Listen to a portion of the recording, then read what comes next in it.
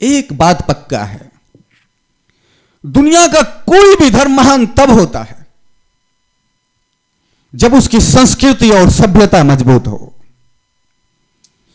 उनके पास महापुरुषों का आदर्श हो, मनुष्य में मनुष्यता हो,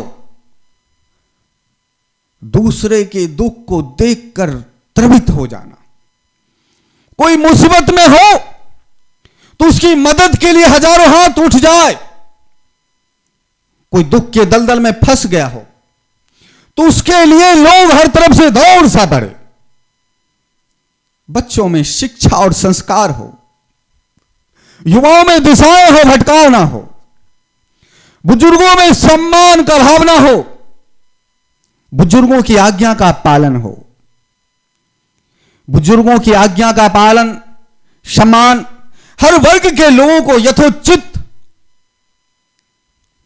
सत्कार, सद्भावना, परस्पर उन्नति का भावना हो, मनुष्य में मनुष्यता हो, दूसरे के कष्ट को देखकर, दूसरे के दुख को देखकर उस दुख को अपना समझ लेने का भावना हो।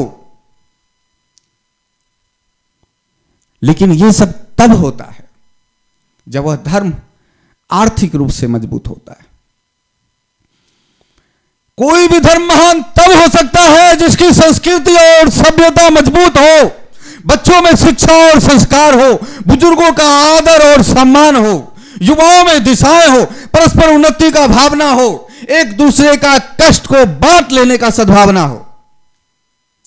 लेकिन यह सब तब होता है जब वह धर्म आर्थिक रूप से मजबूत हो। जो धर्म आर्थिक रूप से मजबूत ना होगा, उस धर्म में यह सब हो ही नहीं सकता। इसलिए चाणक्य कहते हैं, उपनिषदों से, महाभारतों से, पुराणों से एक सार है, वेद का एक सार है जिसको चाणक्य अपने श्लोक रूप में कहते हैं, सुखस्य मूलम धर्म। संसार में जितना भी सुख है, उस सब का आधार केवल और केवल धर्म है। यानी सुख का मूल सिर्फ और सिर्फ धर्म है। आप जो भी सुख, जिसे आप सुख कहते हैं, उसका आधार सिर्फ और सिर्फ धर्म है। आप धर्म से ही किसी को पुत्र कहते हो और किसी को पिता कहते हो, नहीं तो है तो सब पुरुष ही। आप धर्म से ही किसी को मम्मी, किसी को माता जी या किसी को बेटी कहते हो। धर्म से ही कोई नाना जी, कोई दादाजी, कोई नानी, कोई दादी कहलाते हैं। बाकी है तो सब स्त्री और सब पुरुष। इसलिए जितने रिश्ते नाते हैं सब धर्म से है, और जितने रिश्ते नाते का व्यवस्था है सब धर्म से। यदि सूक्ष्म रूप से विचार करो तो हर चीज आपको धर्म से लगेगा। यदि आप सोचोगे नहीं हम धर्म को नहीं मानते, हम चोरी करेंगे, तो आप चोरी करने के लिए जाओगे तब भी वहां पे धर्म से ही। यानी कि आपने इस धर्म का समाज को बदला और दूसरे धर्म में आप गए, यानी चोर के धर्म में गए तो चोर का भी धर्म।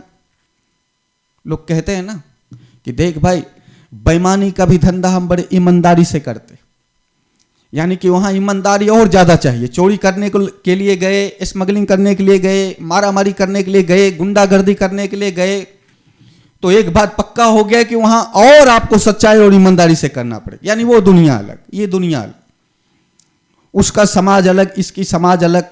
लोग उस व्यवस्था में जाए या लोग इस व्यवस्था में जाए, धर्म का पालन करना पड़ेगा। जिसका जो धर्म है, जो जिस क्षेत्र में गया है, उसको यदि कहीं सुख मिल रहा है तो धर्म से ही मिलेगा। यदि सूक्ष्म से विचार करो तो हर सुख का केंद्र बिंदु धर्म है। इसलिए आप जो भी कुछ हो, पत्नी है, पति है, माता है, पिता है, कुछ भी हो, रिश्ते हो, नाते हो, घर हो, मकान हो, सबका दीन और दिशा है जिस प्रकार से, उस सब के सब का मूल धर्म है। सुखस्य मूलम धर्म। इसलिए चाणक्य कहते हैं आपके पास जो भी सुख है उसका मूल, उसका आधार सिर्फ और सिर्फ धर्म है। परंतु धर्मस्य मूलम अर्थ। संसार में जितना भी धर्म है, और धर्म की अस्तित्व तब है, धर्म बरकरार तब है, धर्म जिंदा तब है जब उसके मूल में अर्थ हो, उसके मूल में धन हो।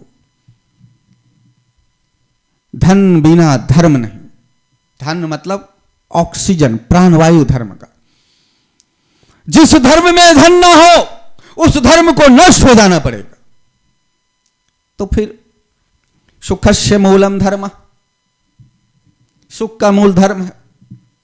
धर्मस्य मूलम अर्थ, धर्म का मूल अर्थ है।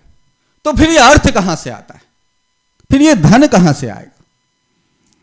तो फिर कहते हैं चाणक्य, अर्थस्य मूलम राजस्व। अर्थ का मूल राजस्व है। राजस्व एक तो कर होता है जो राजा लोग लेते थे, जो आधुनिक समय में टैक्स के रूप में लिया जाता है, पर यहां राजस्व दान के लिए संबोधित किया गया। यानी जिस धर्म का प्राणवायु अर्थ है, तो अर्थ का फिर सोर्स क्या है, अर्थ का मूल क्या है, अर्थ का बिंदु क्या है, अर्थ कहां से आएगा? फिर धन कहां से आएगा? फिर तो धन समाज से आएगा। यानी धर्म की ताकत, धर्म का प्राण वायु धन है, तो फिर धन का सोर्स क्या है, धन कहां से आएगा? धन आएगा समाज से। धन का जो मूल है, धन का जो सोर्स है, धन का जो आना है, धन का जो आधार है, वह आधार आएगा समाज से। तो क्या इसका मतलब समाज धन देता है, तो उस धन से फिर धर्म मजबूत होता है और उस धर्म से फिर लोगों को सुख मिलता है।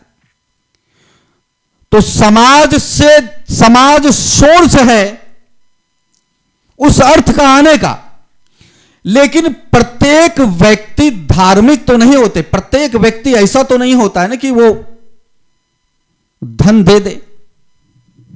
इसलिए फिर कहा गया राजस्व मूलम, जिस समाज से आ रहा है, अर्थ का जो सोर्स है समाज, जिस समाज से ये धन निकल के आ रहा है, तो क्या प्रत्येक समाज वाला देता है? तो नहीं, उसका भी कुछ मूल होगा। राजस्व मूलम इंद्रियां जय, यानी कि हर व्यक्ति दान नहीं करता है। समाज में भांत भांत के लोग होते, कुछ धर्म के निंदक होते, कुछ धर्म को मानते ही नहीं, कुछ धर्म को भ्रष्ट करने वाले होते। लेकिन कुछ ऐसे लोग होते हैं समाज में जो भोग विलास में ना पड़ के अपने खून पसीने मेहनत की कमाई को, अपनी मेहनत की कमाई में से 2 पैसे बचाकर वह दान करते हैं। जिनका हृदय दया से द्रवित हो, जो अपनी मेहनत के, अपने पसीने की कमाई में से 2 पैसे बचाकर दान करते हैं। इसलिए वो दान करने वाला क्या होता है? इसलिए कहा गया राजस्व मूलम इंद्रियां जय। जो इंद्रियों को जीतने वाला हो, विजय हो, इंद्रियों को संयमी हो, मन जिसका संयमी हो, जिसका मन शांत हो, विषय वासनाओं में ना हो, ऐसे व्यक्ति भोग विलास में ना पड़कर मेहनत की कमाई को धर्म की रक्षा के लिए दान करते। जब उस धन को दान करते हैं तो राजस्व रूप में वह अर्थ में जाता है। अर्थ में जैसे आया तो उस अर्थ से फिर धर्म मजबूत होता है। जैसे धर्म मजबूत हुआ तो फिर उस धर्म से प्रत्येक वर्ग, चाहे नास्तिक हो, चाहे आस्तिक हो, चाहे धर्म को मानने वाला हो, चाहे ना मानने वाला हो, प्रत्येक वर्ग को फिर सुख मिलता है। यानी कि धर्म के ताकतवर होने के लिए अर्थ का होना अति आवश्यक है। जो अर्थ ना हो तो फिर वह धर्म कमजोर हो जाएगा और धर्म नष्ट और विनष्ट हो जाएगा, वो धर्म नहीं रह सकता।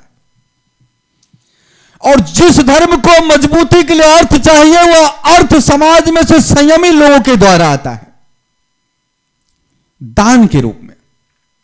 यानी एक बात पक्का हो गया कि जब दान आएगा तो धर्म मजबूत होगा। जब धर्म मजबूत होगा तो फिर समाज में प्रत्येक वर्ग सुखी होंगे। और जब प्रत्येक वर्ग सुखी नहीं है समाज में, तो इसका मतलब धर्म मजबूत नहीं है। धर्म मजबूत नहीं है तो इसका मतलब धर्म आर्थिक रूप से कमजोर है। 2400 वर्षों से हिंदू समाज के साथ यही हो रहा है। समाज से धन आ रहा है, इंद्रियां जय, संयमी लोग धन का दान कर रहे हैं। अब वो धन धर्म में काम नहीं आ रहा।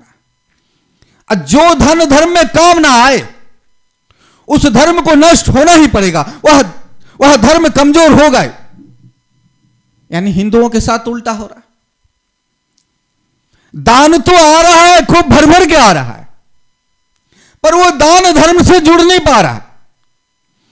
यानी जिस धर्म का ऑक्सीजन और प्राणवायु दान है, धन है, वो धन समाज से तो आ रहा है, पर वह धन धर्म में नहीं युक्त हो रहा है, धर्म के काम नहीं आ रहा है। दान आया, लेकिन वह धन धर्म के काम नहीं आया। जो धन धर्म के काम नहीं आए तो फिर समाज कमजोर होगा।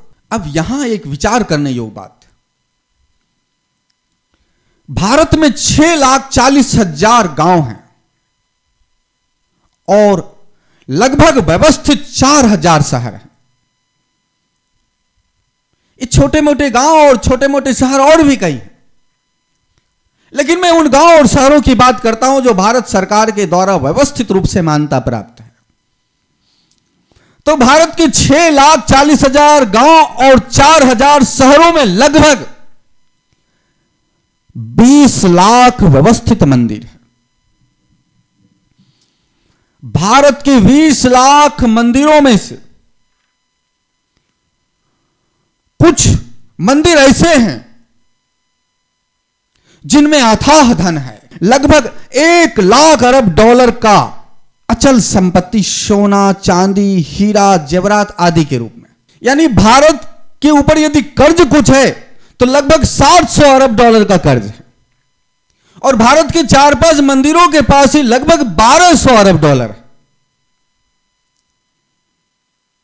कहा जाता है भारत के पास लगभग 600 टन सोना है,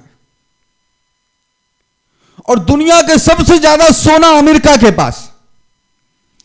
अमेरिका के पास लगभग 8,000 टन सोना है, लेकिन भारत के 4 मंदिरों के पास ही लगभग 20,000 टन सोना है। यानी भारत के 4 मंदिरों में ही 20,000 टन सोना है, 1,200 अरब डॉलर है। यानी भारत का सालाना बजट जो तैयार होता है वो 500 अरब डॉलर का। भारत की अर्थव्यवस्था सालाना 2,500 अरब डॉलर की है। भारत के मंदिरों में लगभग 1 लाख अरब डॉलर की अचल प्रॉपर्टी। वहीं पर देखा जाए तो भारत का बजट साल का 500 अरब डॉलर का, एक साल का। सालाना भारत का अर्थव्यवस्था 2,500 अरब का। यानी वर्तमान में भारत सरकार में जो मंत्री जन हैं वो विचार करते कि इस 2,500 अरब डॉलर का अर्थव्यवस्था को किसी भी तरीके से 5,000 अरब डॉलर की अर्थव्यवस्था को बनाना। यानी हाई लेवल की जब भारत का अर्थव्यवस्था होगा तो ऐसा 20 भारत एक तरफ होगा, इतनी भारत के मंदिरों में धन है। 2,500 अरब डॉलर की जो भारत की अभी सालाना आर्थिक अर्थव्यवस्था है, इस हिसाब से देखा जाए तो 40 वर्षों तक यानी भारत का अर्थव्यवस्था का मंदिर का धन निर्माण करता रहे। ये 1 लाख अरब तो अचल प्रॉपर्टी है। सालाना चढ़ावा जो छोटे मोटे मंदिरों पे होता रहता है उसकी तो गिनती नहीं, लेकिन भारत का कम से कम 10 मंदिर ऐसे हैं जिसमें सालाना 500 करोड़ का चढ़ावा होता है। भारत के 1,000 ऐसे मंदिर हैं जिसमें से 80 लाख से लेकर 1.25 करोड़ तक का सालाना चढ़ावा होता है। भारत का 4 लाख ऐसे मंदिर हैं जिसमें 5 लाख से लेकर 1 करोड़ तक की प्रॉपर्टी है। यानी ये 5 लाख से लेकर 1 करोड़ तक की ये कैश प्रॉपर्टी है। और ये सारे धन अस्त व्यस्त हैं। ये सारे धन धर्म के काम ही नहीं आते। यानी कहा गया राजस्व मूलम इंद्रियां जय। इंद्रियां जीत संयमी लोग दान तो कर रहे हैं। धर्मस्य मूलम अर्थ, यानी अर्थ जो मूल है, धर्म का जो मूल अर्थ है, अर्थ तो आ रहा है समाज से धन तो आ रहा है, पर वह धन धर्म के काम नहीं आ रहा है। यानी समाज से पैसा मंदिर में तो जा रहा है। 1 लाख अरब की प्रॉपर्टी मंदिर में तो है, 10 मंदिर में 500 करोड़ का चढ़ावा तो है सालाना। 1000 मंदिर ऐसे हैं जिसमें 80 लाख से लेकर 1.25 करोड़ तक का सालाना चढ़ावा है। भारत में 4 लाख ऐसे मंदिर हैं जिसमें 5 लाख से लेकर 1 करोड़ तक का कैश है। लेकिन ये सारे धन धर्म के काम नहीं आता है। पिछले 2400 वर्षों से यही सनातन हिंदुओं के साथ हो रहा है। कहा जाता है भारत सोने की चिड़िया थी। भारत सोने की चिड़िया क्या था? भारत सोने की चिड़िया में क्या, ये गांव में थे सोने की चिड़िया। भारत का सोने का चिड़िया का मतलब है सीधा मंदिरों में अपार धन। इसलिए जब भी विदेशियों ने आक्रमण किया तो मंदिरों को लूटा। मोहम्मद बिन कासिम से लेकर 1400 वर्षों से मुसलमान मंदिरों को लूटते रहे, तोड़ते रहे, खसोटते रहे, नोचते रहे। अथक प्रयास मंदिरों को लूटने का मुसलमानों के द्वारा चालू रहा। मोहम्मद बिन कासिम मंदिर को लूट कर लेकर गया। गौरी, गजनबी, बाबर, अकबर, औरंगजेब, ना जाने कितना, नादिर शाह, ना जाने कितने एक से एक तानाशाह शासक सब आए और मंदिरों को, खजानों को लूट लूट कर लेकर गए। और यहां मंदिर का धन जिसके लिए दान किया गया वो आज तक सनातनी हिंदुओं का काम नहीं आया। जब मुसलमानों का शासन गया तो फिर अंग्रेज को इसकी भनक लगी। भारत मतलब खाली, भारत का धन और धनवान का मतलब सिर्फ सोर्स और स्रोत कुछ है तो सिर्फ मंदिर है। 1835 में अंग्रेजों ने एक एक्ट बना दिया। उस एक्ट की तरह अंग्रेजों ने भारत के मंदिरों के धन को लूटना आरंभ किया और अपने देश को फिर उन्होंने माला माल किया। बड़े मुश्किल से आजादी मिली, लगा अब कुछ होगा, लेकिन आजादी मिलते के साथ उसी एक्ट को भारतीय सरकार ने, कहते हैं 1950 और 1951 के एक्ट की तरह भारतीय मंदिर में टैक्स लगा दिया गया। और उस एक्ट की तरह भारतीय मंदिर, मठ मंदिरों को सरकार ने अपने अधीन कर लिया।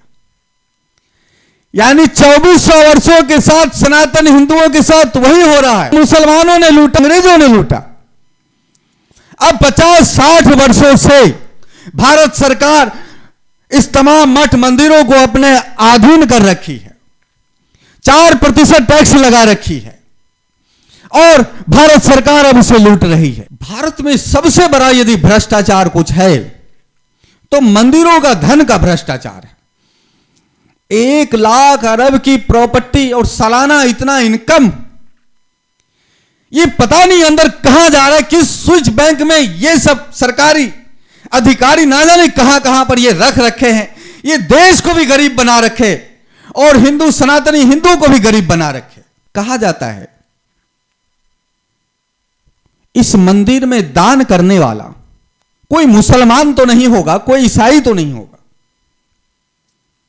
कोई नास्तिक तो दान नहीं करता होगा, कोई गैर धर्मी, कोई वामपंथी तो दान नहीं करता होगा। दान करने वाले वो लोग हैं जो सनातनी हिंदू हैं। भारत एक सेकुलर देश है। ऐसा सिर्फ हिंदू कह रहा हो ऐसा नहीं, ऐसा भारत पे शासन करने वाला राजनेता कहते। भारत के राजनेता यह कहते ये देश सिर्फ हिंदुओं का नहीं है। यह देश जितना हिंदुओं का है उतना ही मुसलमानों का है। यह देश जितना मुसलमानों का है उतना ही ईसाइयों का है। यह देश हिंदू, मुस्लिम और ईसाइयों का एक जैसा ही है, इसलिए तो सेकुलर है। तो जो देश सेकुलर है वह कोई धर्म की किताब से नहीं चलता। भारत कोई धर्म की किताब से ना चलकर भारत संविधान से चलता है और उस संविधान में सबके लिए बराबर है। तो जब यह देश सबके लिए बराबर है तो फिर यह देश हिंदुओं के मंदिर के पैसे को क्यों लेता है? जो देश धर्मनिरपेक्ष की बात करता हो, जिस देश पर सबका अधिकार हो, तो फिर उस देश के लोग और उस देश के राजनेता फिर सिर्फ हिंदुओं के मंदिर से पैसे लेकर फिर सब पर क्यों खर्च करता है? और यह देश जो सबका है वो सिर्फ हिंदुओं का नहीं है। यदि हिंदुओं का है यह देश तो फिर मंदिर का पैसा ले ले, समझ में आता है। यह देश जब सबका है तो फिर इस देश का प्रथम कर्तव्य बनता है वह हिंदुओं के मंदिर पर से अपने हाथ को हटा ले। सांप की तरह जो कुंडली मारकर बैठा है मंदिर के धनों पर, वहां से अपने फन को हटा ले। जब भी कोई हिंदू समाज धन को दान करता है तो सीधी बात है धर्म का विकास के लिए दान करता है। और देश के विकास के लिए हिंदू समाज टैक्स देता है। जैसे दूसरे लोग टैक्स देते हैं, यह हिंदू समाज भी भारत को टैक्स देता है और जितना चाहिए दिया जाएगा। लेकिन धर्म पर कुंडली क्यों? जब मंदिर को अधीन कर रहे, मंदिर पर टैक्स लगा रखे, मंदिर के प्रॉपर्टी को अपने कब्जों में ले रखे, तो जरा आप ही बताओ, औरंगजेब के जजिया टैक्स का विरोध फिर यह हिंदू समाज क्यों करे? यह हिंदू समाज क्यों कहे कि औरंगजेब ने जजिया टैक्स लगाया? और यदि औरंगजेब ने जजिया टैक्स लगाया भी तो आप तो ज्यादा खतरनाक हो, आपका टैक्स ज्यादा भारी है। औरंगजेब के समय में कुछ मंदिर तो मुक्त थे भी, आप तो सारे के सारे मंदिर को अपने कब्जा कर रखे हो। भारत में 4 लाख मंदिर, जहां पे चढ़ावा और आवक हो, जहां पे थोड़ी भी जमीन जायदाद दिखे, जहां पे थोड़ी भी धन संपदा दिखे, सरकार अपने अधीन कर लेती है। और जब तक मंदिर को मुक्त न किया जाएगा, इस सनातन धर्म हिंदू समाज का कभी उत्थान नहीं होगा। कहा जाता है यह हिंदू समाज क्यों धर्म परिवर्तन कर रहे हैं? 2 कारणों से धर्म परिवर्तन किया जा रहा है। जब ईसाई धर्म परिवर्तन के लिए आता है तो सीधी एक बात कहा जा रहा है, हिंदू धर्म बहुत गरीब और दीन और हीन है। यानी जब तक हिंदू धर्म में रहोगे तब तक तुम्हारी दरिद्रता दूर नहीं हो जाएगी। दुनिया में कोई भी धर्म ऐसा नहीं है जिसके पास इतनी संपत्तियों का अपार भंडार हो, जितना भंडार संपत्तियों का हिंदू धर्म के पास है। फिर भी यह हिंदू धर्म सरकार के निठल्ला निकम्मापन और अत्याचार की वजह से कमजोर हुआ पड़ा है। और 2400 वर्षों से हिंदू धर्म का दिया हुआ दान यह हिंदू समाज का काम ही नहीं है। इसलिए हिंदू समाज कल भी गरीब था और आज भी गरीब है। जिस दिन इस धन को मुक्त कर दिया जाए, मैं ये नहीं कहता हूं कि देश आगे ना बढ़े, देश आगे बढ़े, उसे जो टैक्स चाहिए हिंदू समाज देगा, बढ़ चढ़ कर देगा। लेकिन हिंदू समाज का दिया हुआ दान उसके धर्म के काम आए। जब दिया हुआ दान धर्म के काम नहीं आएगा तो धर्म दीन दरिद्र होगा, उसकी सभ्यता खतरे में आएगी, उसकी संस्कृति खतरे में आ जाएगा, उसकी पहचान और अस्तित्व खतरे में आ जाएगा। और इसके लिए यदि मंदिर को मुक्त नहीं किया जाएगा तो फिर जोरदार आंदोलन तो होगा ही, आवाज उठेगी हर तरफ से। और यदि फिर भी ना मुक्त किया जाए तो फिर अपने हाथों से हिंदू समाज मंदिरों में दान देना बंद कर दे, फिर ना दे दान, फिर तिरस्कार कर दे ऐसे मंदिरों का। इसे मंदिरों में फिर दान देने का प्रयोजन ही क्या, जो धर्म के काम ही ना आए। आप उस मंदिर में दान देकर क्या लाभ मिलेगा जो शैतानों और राक्षसों का परवरिश कर रहा हो? जहां रावण और कुंभकर्ण पलने लग जाए वहां भी राम का क्या अस्तित्व रह जाएगा? ऐसे दान का फिर बहिष्कार कर देना चाहिए, ऐसे मंदिर का भी फिर बहिष्कार कर देना चाहिए। यदि मंदिर में दान देना हो तो फिर भारत सरकार से मुक्त करना होगा। और यदि भारत सरकार इन मंदिरों को मुक्त नहीं करती तो संभाले भारत सरकार इस मंदिर को और हिंदू समाज मंदिर का ही बहिष्कार कर दे, या तो फिर आंदोलन खड़ा करे, या तो फिर मंदिर का बहिष्कार कर दे।